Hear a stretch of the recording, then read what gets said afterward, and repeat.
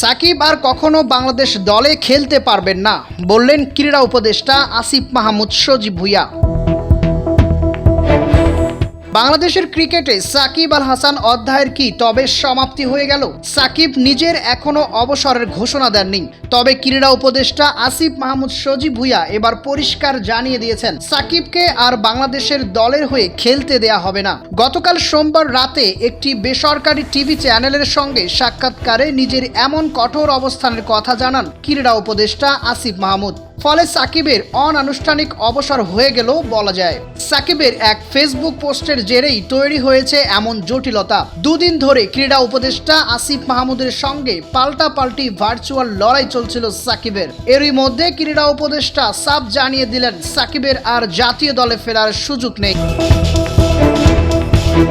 আসিফ মাহমুদ বলেন তাকে বাংলাদেশের পতাকা বহন করতে দেয়া হবে না। বাংলাদেশের জার্সির পরিচয় বহন করতে দেওয়া এটা আমার পক্ষে কোনোভাবেই সুযোগ করে দেওয়া সম্ভব নয়। ইতিপূর্বে এটা আমি বিসিবিকে না বললেও এখন আমার বোর্ডের প্রতি স্পষ্ট নির্দেশনা থাকবে, সাকিব আল হাসান আর কখনো বাংলাদেশ দলের হয়ে খেলতে পারবেন না। কেন এমন সিদ্ধান্ত সেটাও ব্যাখ্যা করেন আসিফ মাহমুদ। বলেন যতবার তিনি দেশের আসার জন্য চেয়েছেন, খেলার জন্য চেয়েছেন, বলেছেন আমাকে জোর করে নমিনেশন দেয়া হয়েছে। আমি রাজনীতির সঙ্গে জড়িত না, আমি শুধু এমপি ইলেকশনটাই করেছি, এলাকার মানুষের জন্য কাজ করতে চেয়েছি। কিন্তু আসল সত্যটা তো হচ্ছে তিনি আসলে আওয়ামী লীগের রাজনীতির সঙ্গে ওতপ্রোতভাবে জড়িত ছিলেন, যার প্রমাণ আমরা পেলাম।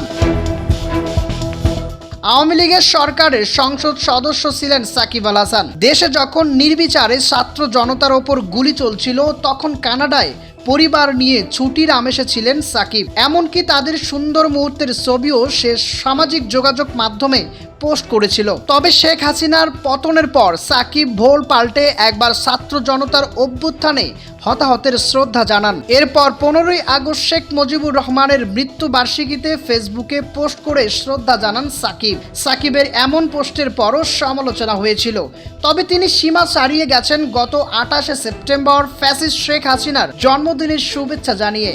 ওই পোস্টে গত বছর গণ অভ্যুত্থানের পর পলাতক সাবেক প্রধানমন্ত্রী শেখ হাসিনার সঙ্গে নিজের একটা ছবি দিয়ে সাকিব লিখেছেন, শুভ জন্মদিন আপা। এরপরেই পরিস্থিতি উত্তপ্ত হয়ে ওঠে, ক্ষোভে ফেসে ওঠে ছাত্র জনতার অভ্যুত্থানের আহত নিহতদের পরিবারও। কিন্তু ক্রীড়া উপদেষ্টা মনে করেন আর ছাড় দেওয়ার সুযোগ নেই। এরপরই বেসরকারি একটি টিভি চ্যানেলে তিনি সাফ জানিয়ে দেন সাকিবকে আর বাংলাদেশের পতাকা বহন করতে দেয়া হবে না। তাহলে আমরা ধরতেই পারি বাংলাদেশ ক্রিকেটে সাকিব আল হাসানের অধ্যায়ের এখানেই সমাপ্তি।